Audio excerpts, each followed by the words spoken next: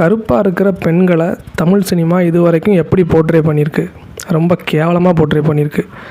ஆதி காலத்தில் வந்த மேகலா மணிமேகலா காமெடியாக இருக்கட்டும், இல்லைனா இடையில வந்த அங்கவை சங்கவை காமெடியாக இருக்கட்டும், இது ரெண்டுமே நிறத்தை மையப்படுத்தி ஈவன் அவங்கள டிஸ்கிரிமினேட் பண்ணி அதை காமெடின்ற பேரில் பிரபலப்படுத்தின ஒரு விஷயம்.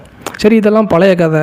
இப்போ சரியாயிட்டான்னா, இப்போயும் நீங்கள் கருப்பாக இருக்கிற பெண்களை தமிழ் சினிமாவில் ரெண்டு இடங்களில் தான் நீங்கள் பார்க்க முடியும்.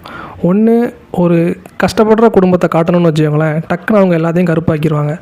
இந்த ஹாலிவுட் படத்துலலாம் மெக்சிகோவை காட்டுறதுக்கு ஒரு ஃபில்ட்ரு யூஸ் பண்ணுவாங்கள்ல, ஒரு எல்லோயிஷான ஃபில்ட்ரு. அதே மாதிரி கஷ்டப்படுற குடும்பமாக இந்த கருப்பு பெயிண்டை ஊற்றிட்டு வந்து நில்லுன்ற மாதிரி நிற்க வைப்பாங்க.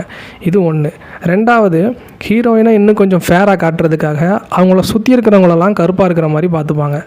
இந்த 2 இடங்கள்ல தான் நீங்கள் இப்போயும் கருப்பான பெண்களை பார்க்க முடியும் தமிழ் சினிமாவில். இன்னும் ஒரு படி சொல்ல போனால், ஒரு ஆக்டர் இருக்கிறாரு, அந்த படத்தோட டைரக்டரும் அவர் தான். நான் பேர் சொல்ல விரும்பலை. ஒரே கதையை வச்சு ஒரு 4-5 படம் பண்ணிட்டார். இப்போ 6வது பார்ட்டு வரப்போகுது. அவரோட படங்களில் மாற்றத்திற்குரிய ஒரே விஷயம் ஹீரோயின் மட்டும்தான். அந்த ஹீரோயினுமே பியூர் ஒயிட்டாக இருக்கிற மாதிரி பார்த்துப்பார். தப்பு இல்லை. பட் நான் ஏன் இதை சொல்கிறேன்னா, அவர் நல்ல டார்க்.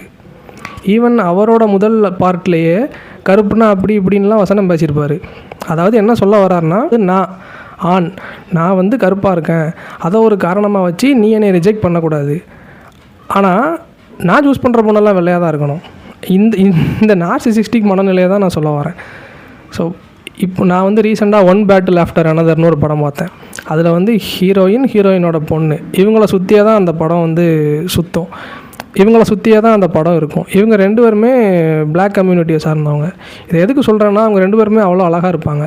ஸோ ஒரு கதையும் அந்த கதையில் அவங்க நடிச்சிருக்க விதமும் தான் அவங்க எப்படிப்பட்டவங்க, அவங்க எவ்வளோ அழகானவங்கன்றதை நமக்கு ப்ரொஜெக்ட் பண்ணும். இந்த ஒயிட் அப்சசிவ் மனநிலை எங்கேருந்து ஆரம்பிக்குது அப்படின்னு நான் புரிஞ்சுக்கிறேன்னா, ஈவன் அந்த இயக்குனரோ அந்த தயாரிப்பாளரோ தான் இந்த முடிவை எடுக்க போகிறது. மோஸ்ட் ஆஃப் த இயக்குனர்கள் தயாரிப்பாளர்கள் மேல் அப்படின்ற சமயத்தில் ஒரு மேல் டாமினேட்டட் இண்டஸ்ட்ரியில் இது சகஜம்தான் அப்படின்னு தான் நான் புரிஞ்சுக்கிறேன். இந்த மனநிலையிலேருந்து நம்ம படம் எடுக்கிறதுனால இன்டைரக்டாக இவங்க எதை ப்ரமோட் பண்ணுறாங்கன்னா, அந்த பியூட்டி க்ரீமு பியூட்டி ப்ராடக்ட்ஸை தான் ப்ரமோட் பண்ணிகிட்டு இருக்காங்க. அதோட நிற்குதான்னா இல்லை.